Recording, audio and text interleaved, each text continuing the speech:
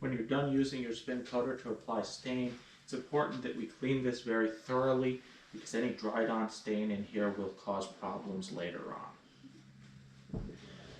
You're going to want to remove the drive hub from the bottom plate.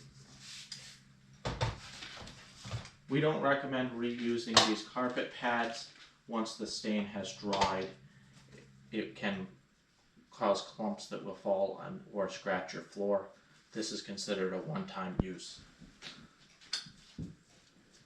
With that removed, disconnect your tube from the pump.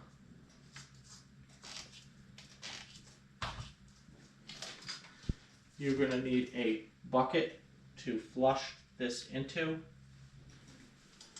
With the unit, you would have got one of these bottles. Fill it with thinner or whatever the recommended solution for cleaning the stain that you are applying. Use that to flush through the tube and through the hub assembly.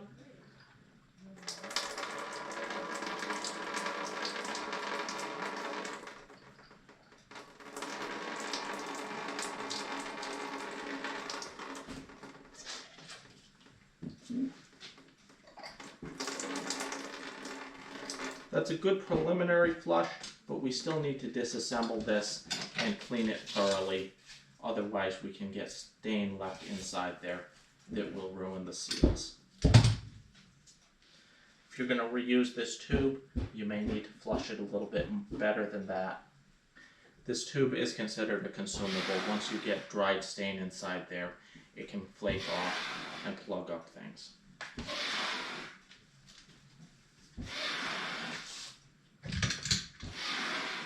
Remove your seal ring assembly. Use some more of that thinner to clean it off. And use some rags. We want to make sure that we get all of the stain off the inside of those seals and the inside of that wear ring.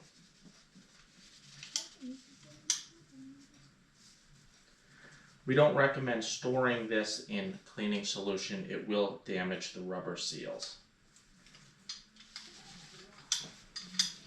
With that fully cleaned, you want to set it somewhere to dry out before we reassemble it because stain could be trapped somewhere inside there. We'd rather that it dry out inside there than run out onto the seal surfaces and dry in that place.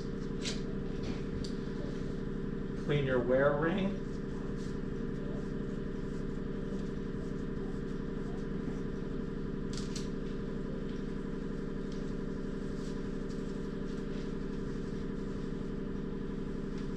And we want to carefully flush all three of the ports in this drive hub to make sure we don't have any trapped stain that can plug them up.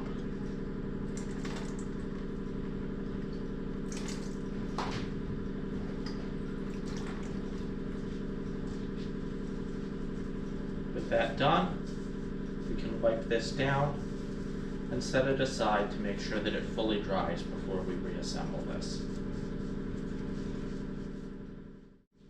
Your drive unit doesn't have any moving parts that we need to worry about. It's just wipe it down. We want to make sure that there's not stain building up in the locking surfaces or in the center hole where that tube has to fit through.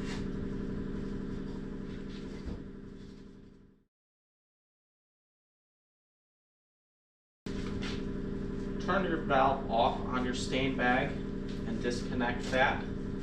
These stain bags are considered a one-time use as well. We do not recommend storing stain in this bag. It is not rated for that. And once stain has dried on the inside, it can flake off and plug up the ports.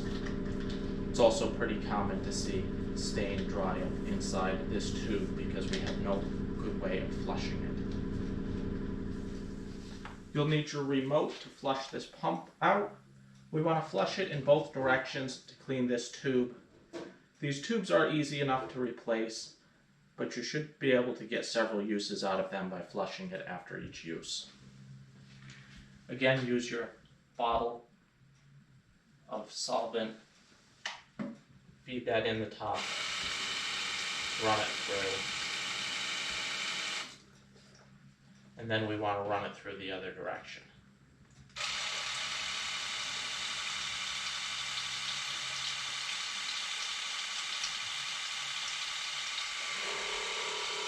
Now you can run this pump dry to get what's remaining of that solvent out of it. Make sure you turn the pump off, as the remote receiver inside there will drain your battery. Once everything's good and dry, we can reassemble this drive unit. We don't recommend storing it disassembled. It's too easy for this to get damaged when it's disassembled. You want to set your input tube to face towards the bracket. That should be facing up. You may need to twist this slightly as you assemble it. Make sure you have that plastic wear ring in place on there. That should go together and rotate freely. And this twists counterclockwise to lock onto your drive plate.